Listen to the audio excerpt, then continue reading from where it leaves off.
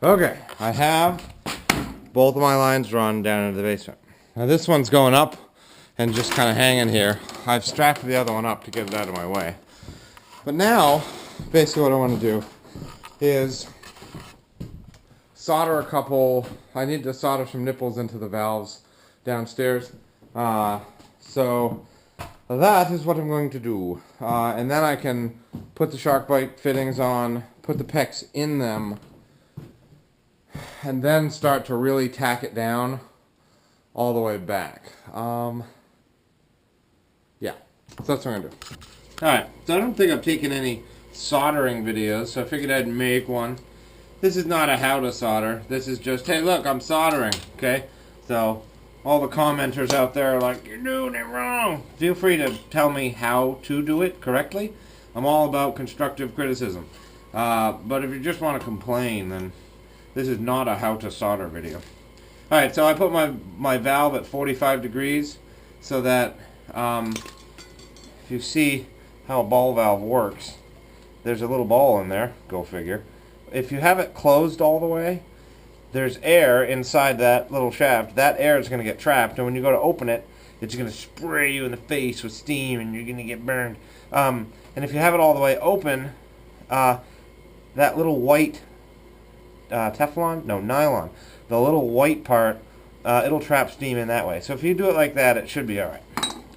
Alright, so I've already cleaned these, I've fluxed them.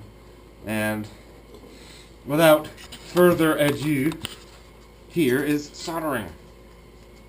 Let's see, you want to do that. So you can heat up the fitting and the pipe. Generally with these types of fittings, you kind of want to get more heat on the pipe so that you don't cook that nylon in there. So, I'm going to try and not burn the camera.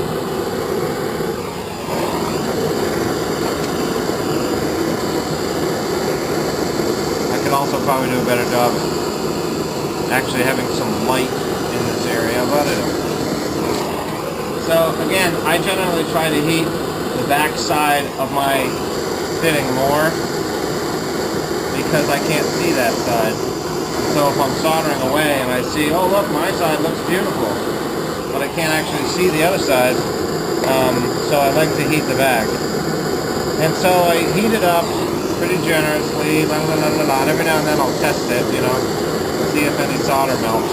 I try to keep the solder away from the flame while I'm doing this so that I don't artificially heat it up and I think it's melting because the fitting's hot enough, and in fact it's only melting because it's been sitting in the flame. For instance, if I did this, yes, the solder would eventually melt. Okay, so there it is. So I take the flame away, bring it back a little bit, okay, bring it back a little bit more.